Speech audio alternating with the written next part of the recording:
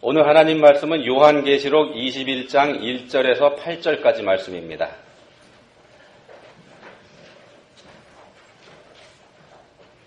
한 목소리로 읽겠습니다. 또 내가 새 하늘과 새 땅을 보니 처음 하늘과 처음 땅이 없어졌고 바다도 다시 있지 않더라. 또 내가 보매 거룩한 성 새 예루살렘이 하나님께로부터 하늘에서 내려오니 그 준비한 것이 신부가 남편을 위하여 단장한 것 같더라. 내가 들으니 보좌에서 큰 음성이 나서 이르되 보라 하나님의 장막이 사람들과 함께 있음에 하나님이 그들과 함께 계시리니 그들은 하나님의 백성이 되고 하나님은 친히 그들과 함께 계셔서 모든 눈물을 그 눈에서 닦아주시니 다시는 사망이 없고 애통하는 것이나 곡하는 것이나 아픈 것이 다시 있지 아니하리니 처음 것들이 다 지나갔음이로라. 보좌에 앉으신 이가 이르시되 보라 내가 만물을 새롭게 하노라 하시고 또 이르시되 이 말은 신실하고 참되니 기록하라 하시고 또 내게 말씀하시되 이루었도다 나는 알파와 오메가여 처음과 마지막이라. 내가 생명수 샘물을 목마른 자에게 값없이 주리니 이기는 자는 이것들을 상속으로 받으리라. 나는 그의 하나님이 되고 그는 내 아들이 되리라.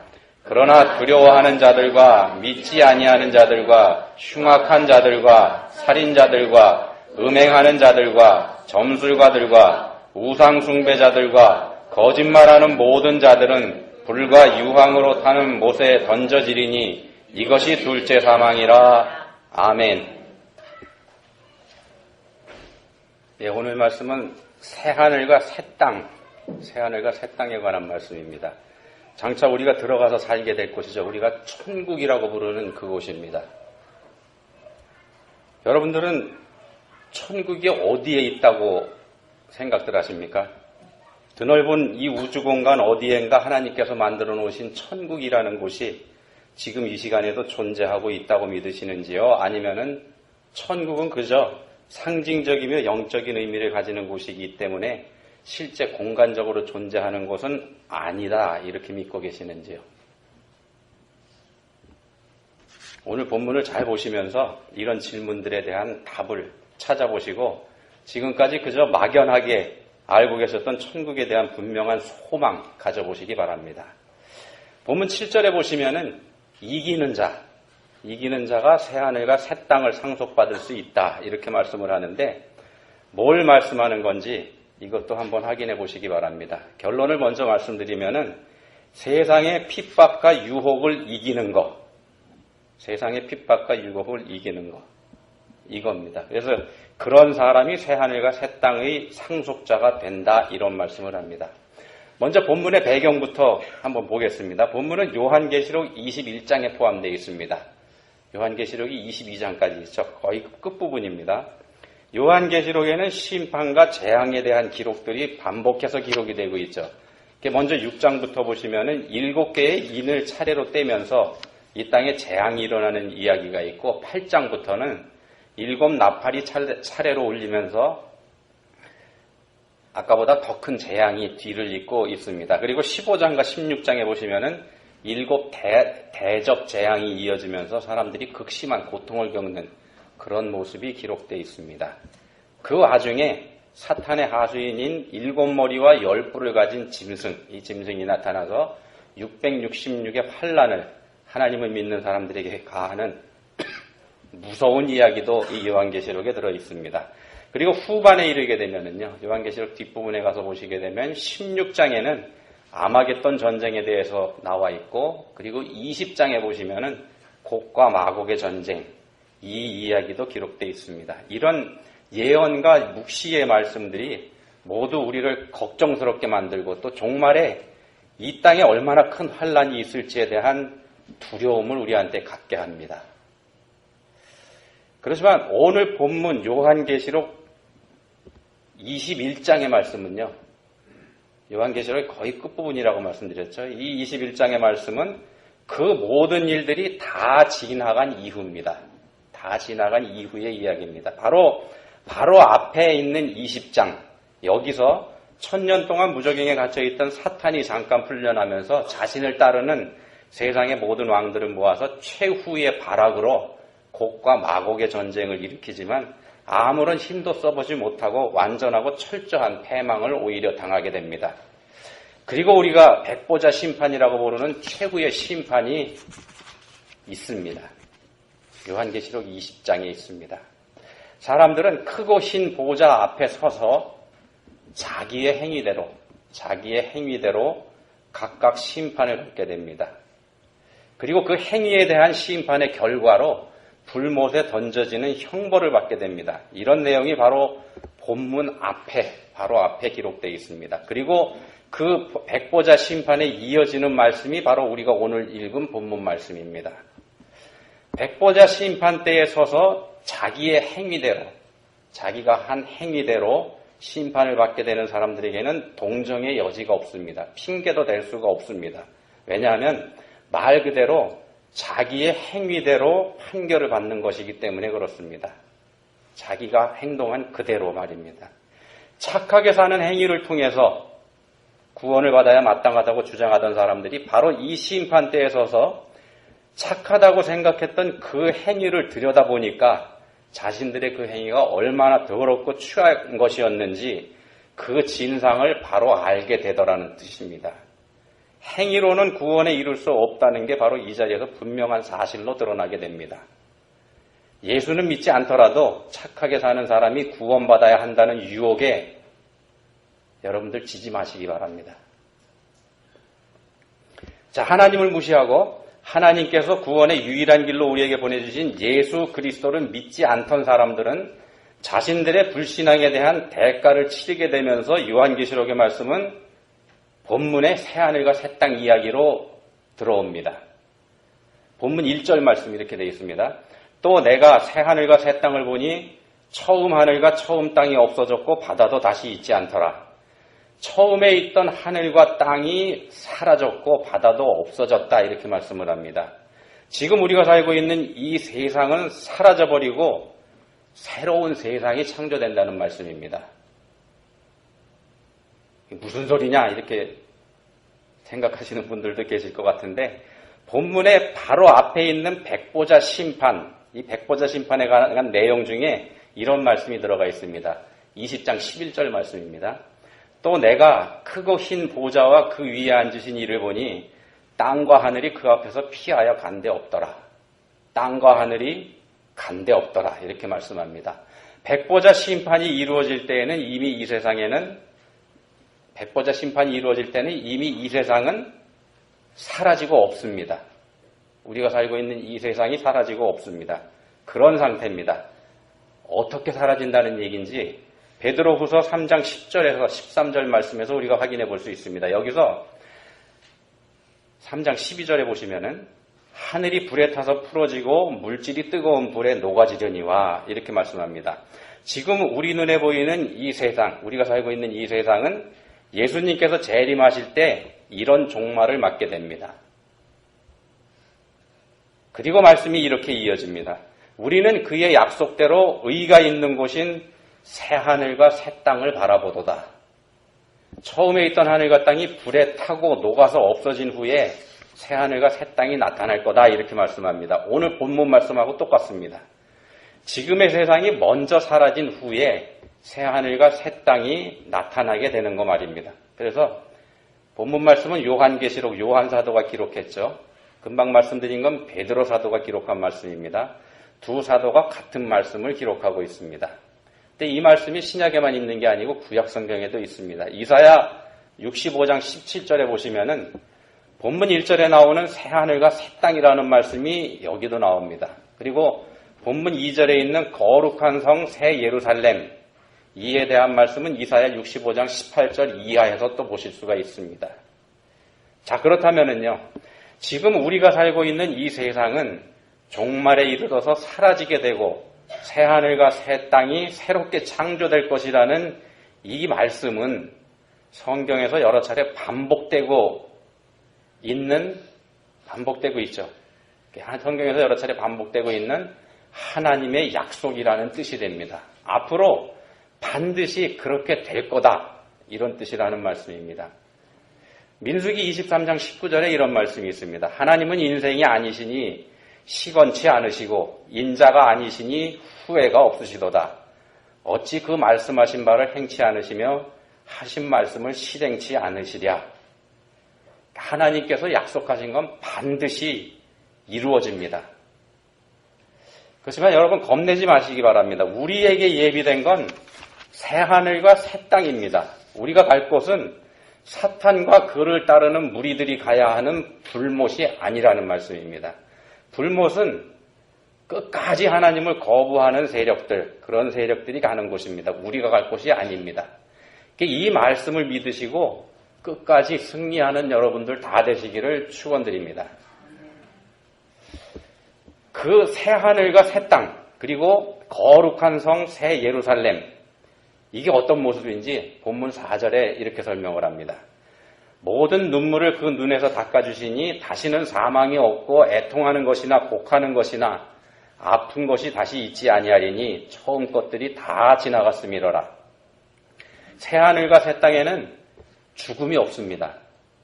예수님께서 부활하시면서 사망의 권세를 이미 깨뜨려 버리셨기 때문입니다. 부활하셔서 하늘에 올라가신 예수님께서 우리에게 다시 오실 때, 그때에는 모든 악과 더러운 거, 이거 다 없애버리실 겁니다. 그때가 되면은 죽음도 더 이상 없습니다. 이 사망이라고 하는 존재도 불못에 들어가는 심판을 받을 것이기 때문에 더 이상 힘을 쓰지 못한다는 말씀입니다. 그래서 우리가 죽지 않게 됩니다. 우리를 죽음으로 이끌었던 것들이, 지금 우리를 죽음으로 이끌어가는 이것들이 전부 다 사라져버리게 됩니다. 새하늘과 새 땅에서는요. 어떤 거냐면은 아픔과 고통, 질병과 고난, 상처 입는 것, 이런 것도 없고 슬퍼할 일도 없습니다. 애통할 일도 없고 울어야 할 일도 없습니다.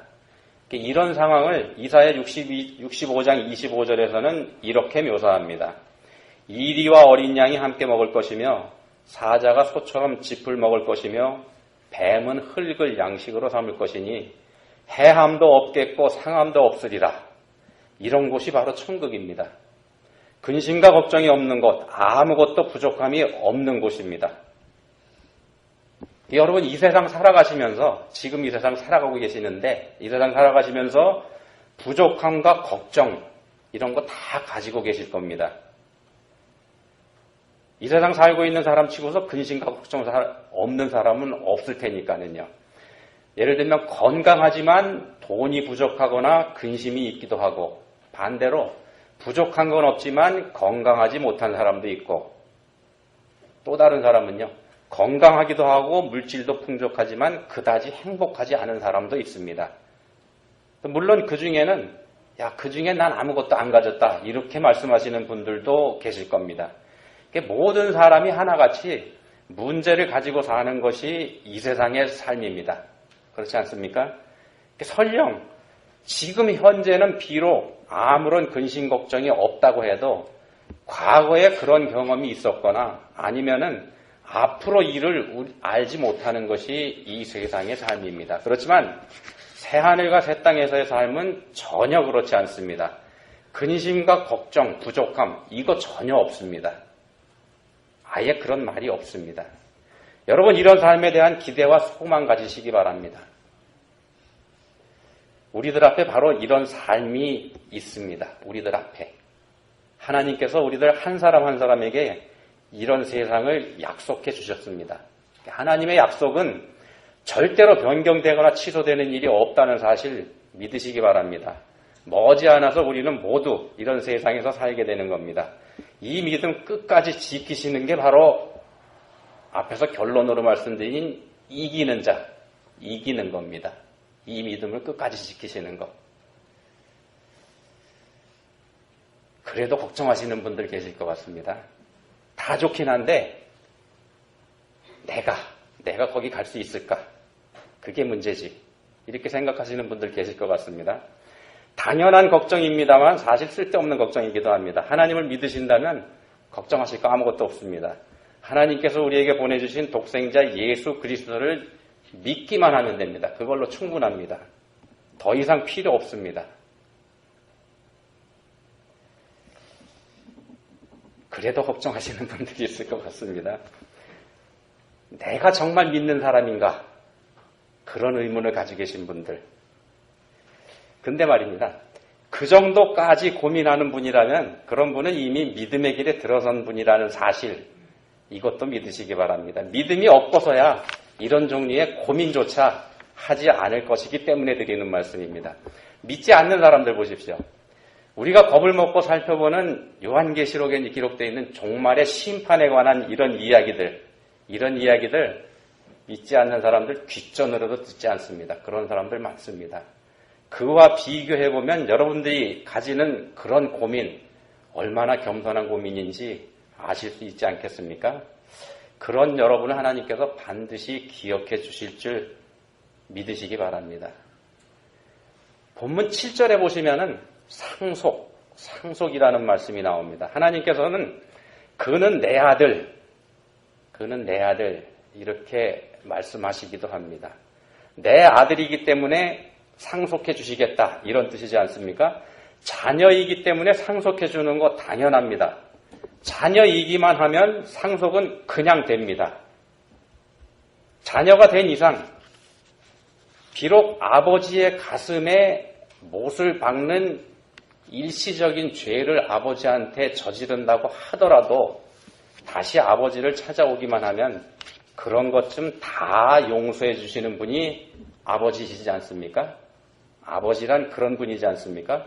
그러니까 우리가 지금 이 자리에 오게 된 것도 하나님의 은혜라는 사실 생각해 보신다면 우리가 걱정할 일은 없지 않겠습니까? 지금까지 우리를 인도해 주신 하나님께서 앞으로도 우리를 인도해 주실 게 분명하기 때문에 드리는 말씀입니다. 그런 하나님 여러분 꽉 믿어보시기 바랍니다. 우리가 믿음을 갖게 된 것도 하나님의 은혜고 우리가 새하늘과 새 땅에 들어가게 되는 것도 사실은 다 하나님의 은혜로 되는 일이라는 말씀입니다. 하나님의 은혜 안에 거하는 거, 하나님의 은혜로 다 되니까는요. 그래서 그 하나님의 은혜 안에 거하는 게 바로 이기는 겁니다. 이기는 자가 되는 겁니다.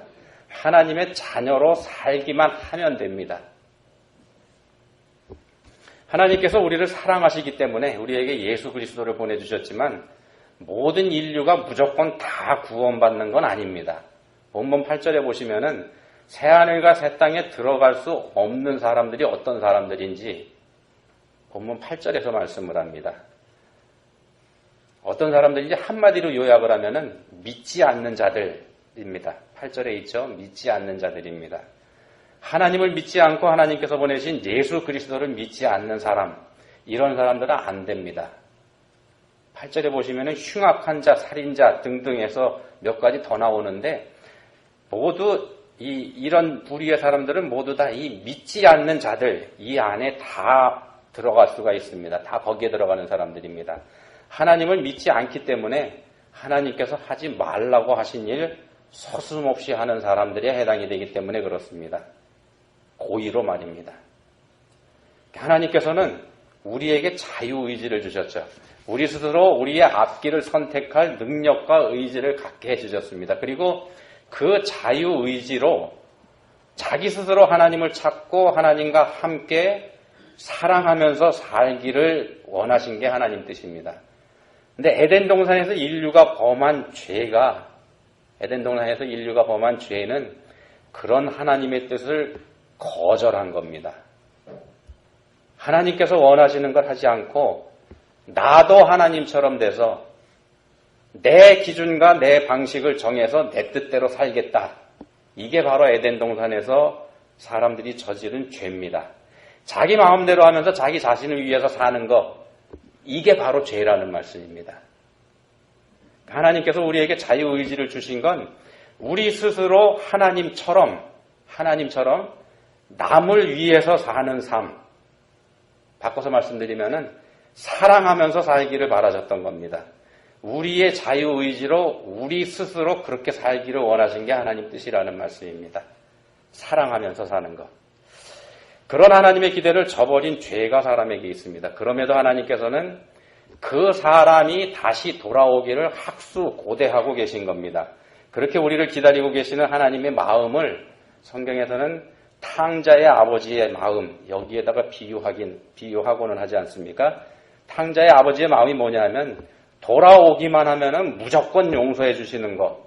이게 아버지의 마음입니다.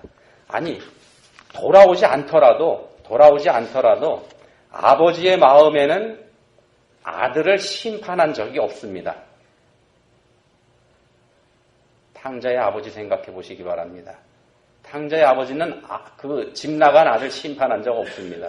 그렇지만 탕자가 아버지에게로 돌아왔을 때에야 비로소 자신의 위치를 회복할 수 있었습니다.